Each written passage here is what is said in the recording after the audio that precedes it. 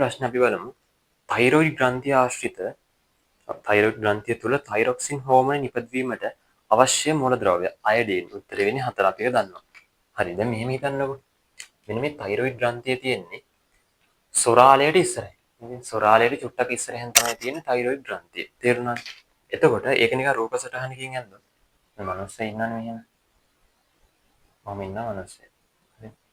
සොරාලයේ තියෙන මෙන්න මේ හරියනේ. ඔන්න ඔතන ඉස්සරහින් තමයි ඉදිරිපසින් තමයි තයිරොයිඩ් ග්‍රන්ථිය තියෙන්නේ. හරිද? තයිරොයිඩ් ග්‍රන්ථියෙන් දැන් අයඩීන් නැති වුණාම මොකද වෙන්නේ? අයඩීන් නැති වෙනවා. හරිද? අයඩීන් කියන එක නැති වෙනවා. ඊට පස්සේ මොකද වෙන්නේ? තයිරොයිඩ් ග්‍රන්ථියෙන් තියෙන තයිරොයිඩ් ග්‍රන්ථියෙන් තයිරොක්සින් කියන හෝමෝනේ නිපදවීම නැති වෙනවා. තයිරොක්සින් කියන හෝමෝනය නැති වෙනවා. එතකොට තමයි ওই බෙල්ල දෙපැත්තේ ගැටිති වගේ එන්නේ. ගැටිති වගේ නම් ඒකට තමයි අපි කියන්නේ මොකද්ද? ගල ගණ්ඩය කියලා. පොඩි කරගෙන අයඩින් ඕන තරම් හදනවා කියලා. ගල ගණ්ඩය කියලා හැදෙනවා ප්‍රෝටීන්.